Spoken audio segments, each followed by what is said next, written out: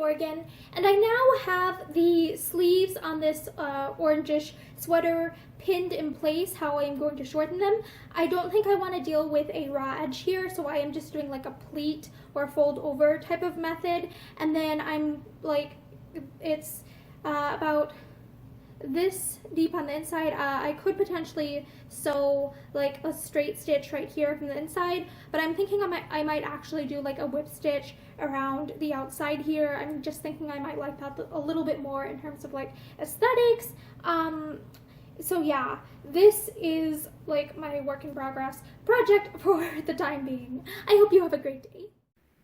Here is a photo from the actual sewing process. I wanted to showcase that I was using a rounded point needle, so that way instead of like sewing directly through the yarn itself, I'm sewing through the patterns in the yarn, going through the loops, and I feel like that just makes the stitching blend in more with the knit pattern and not stand out as much. Hi, I'm Morgan, and I wanted to show you the completed sweater. So first of all, I did reinforce the button here.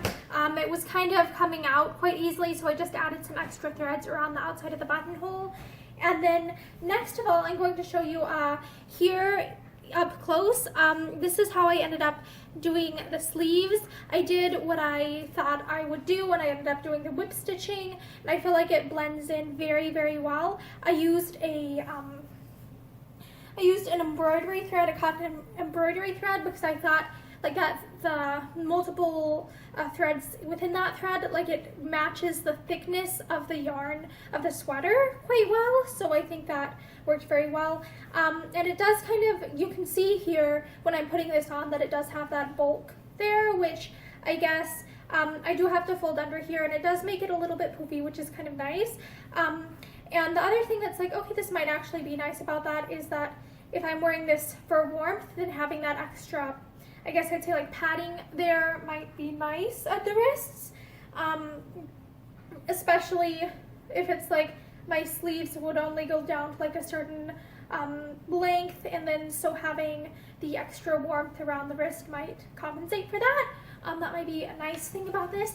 And this is, okay, the button at the front still, like even reinforcing the buttonhole, it's still coming undone, which is not great, but I think that has to do with just the way that this, like, I think it's a little bit tight right here in this upper bust area, and so that's probably why it's coming undone so very easily. And unfortunately, there's not much I can do about that unless I wanted to add like a hook and an eye somewhere or a snap or something. That would be the other option there, because I already have reinforced the buttonhole. So yeah, this is what the sweater looks like on me now, and the sleeves are like added a length that is much more comfortable for me at my own body. And here you can see them up close, like the ends of the sleeves. And so yeah, that is one way that I shorten sleeves on a sweater, and I wanted to make a video about this project. I hope that you enjoyed. Have a great day.